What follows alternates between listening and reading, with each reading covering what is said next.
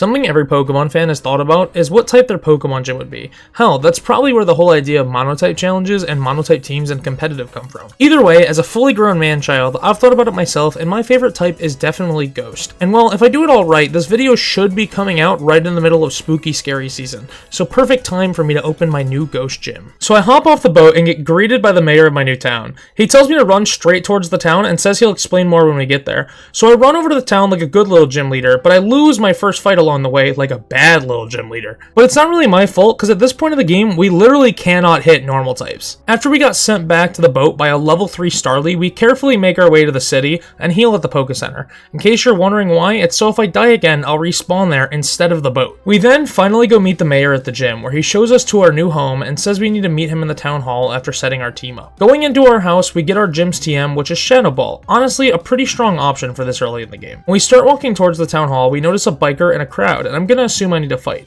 Not wanting another level 3 style issue, we're gonna go grab 1 or 2 more Pokemon that we can use. We grab a Sandshrew we're not going to be able to use, and a Snorunt we named Big Chill after this fella. Finally getting to the town hall, we start the fight, and it wasn't even a normal type, it was a Scraggy, meaning we could have easily skipped the whole running around for 30 minutes. We took it out, let's say, easily. Either way, the biker runs off in true Pokemon game fashion, and we go in to talk with the mayor. He basically gives us the full rundown of what a gym leader does. Our job is to defend the gym, and if we lose too many times, we're gone. We're also supposed to make the city like us by doing little odd jobs, and if we don't do that, then, well, we're gone. When it comes to our team, we're allowed to have 2 non-ghost types, at least that's what I thought. We can have up to 2 Pokemon that aren't our gym type, the only rule of which is that they have to be able to learn our gym's signature TM. And being a competitive player, I know a lot of things just kind of learn Shadow Ball, at least that's what I thought, because apparently finding Pokemon for my gym is going to be a bit harder, all things considered. He also tells us that we're going to need to recruit our gym guide, and we're going to be able to get gym trainers. Running over to the house, we check our applications and choose the gym girl as our guide because it says she'll boost our reputation and we'll get stronger trainers on average, meaning the battles should be more fun and fulfilling. Sounds like a win-win to me. We rest up, and the next day we go to our gym where we meet our 2 gym trainers we start with,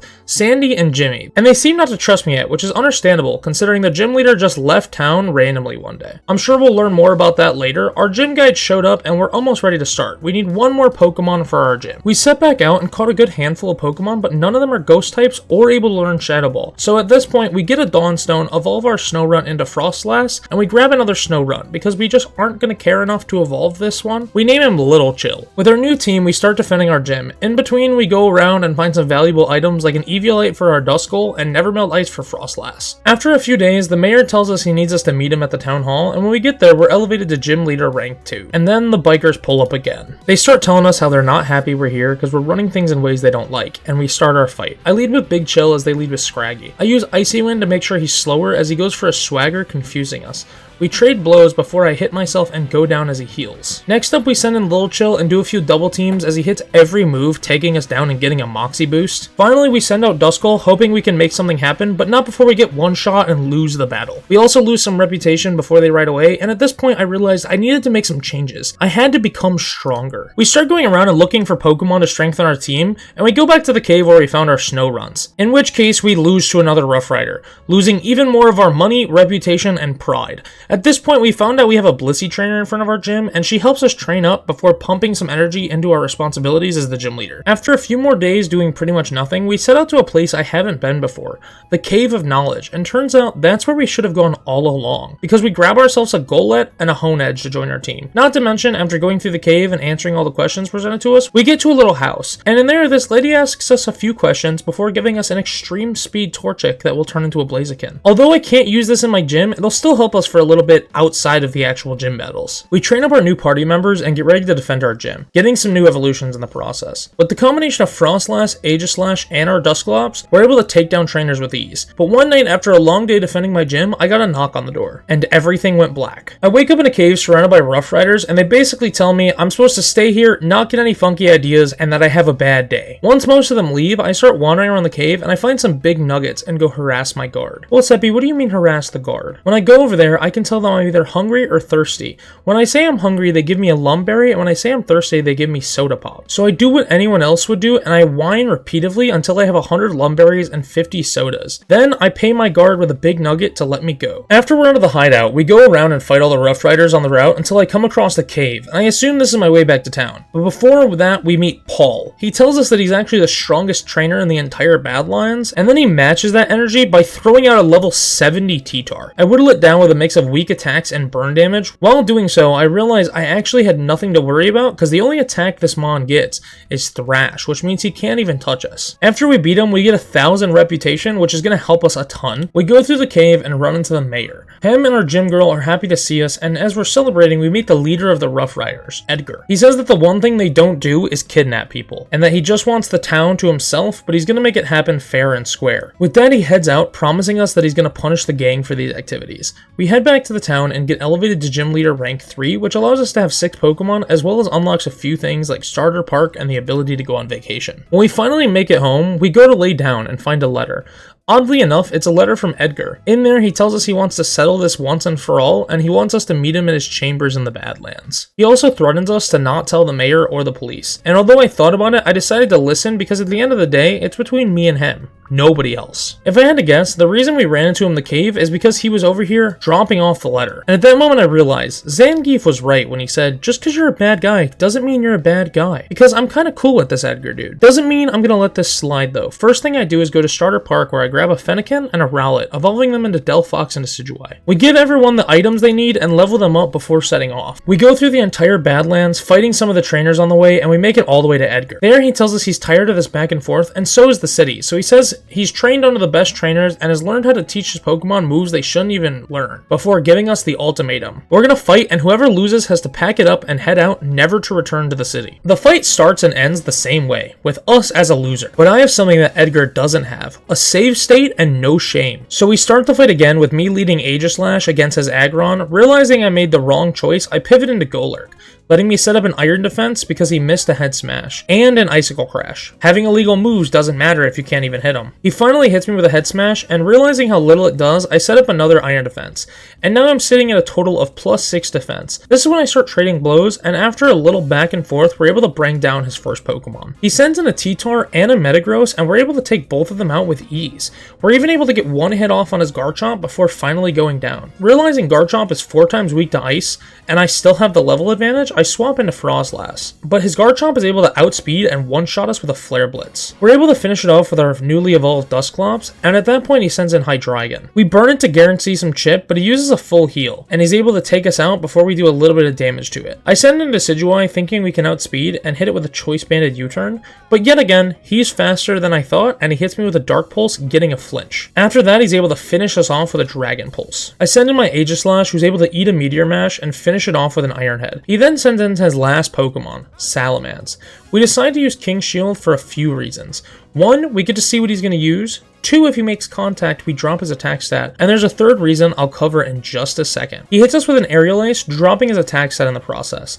We decide to go for a Shadow Ball, thinking it'll do decent damage, but we are slower than him, and he hits us with a Flare Blitz. And here's point number 3 of King Shield. Us moving slower makes it so we stay in shield mode to take that hit, plus the attack drop is enough for us to stay alive. Then the following turn, we're able to use Shadow Sneak to do just enough damage to take Salamence out and win the battle. After all of that, I decide I need to go on a vacation. I take a 2-day vacation to Opalescent City, and while I'm at it, I took my whole gym crew, cause why not? While we were there, I caught a Tyrogue and evolved it into a new Ghost-type Hitmonchan. We were also able to grab some Nature Mints to buff our team. When we get back to town, I realized the one thing we actually need is better moves, and I figure a decent place to start is with the move reminder. So I look into how to get heart scales, and I figure out the best way is just by training with your gym trainers. Right away, I open my gym back up so I can prove myself more and get even stronger. I finish my first day back and go check in on my gym trainers to see if they want to train. But when I talk to my gym guide, she hits me with a big surprise. She says she needs to talk to me about something after we close the gym today. So soon after that, I meet with her, and she says that her brother is on the run, and apparently her family said he's going to be in the area. She wants to confront him, but doesn't think she's going to be strong enough, so I go with her. When we find him, he accuses her of bringing me along just to drag him in. Instantly, we start a battle. We take out his mons with relative ease, and because of that, he said he can't turn himself in,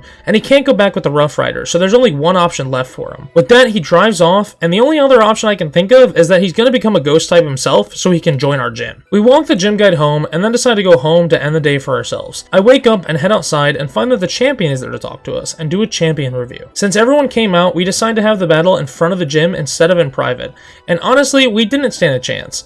By the time we took out his first Pokemon, he was able to take out our first 3, and almost finished off our Dusknoir as well, which was quickly taken out by his next Pokemon. Decidueye is able to take that out, but not before his Zoroark takes out the last of our Pokemon.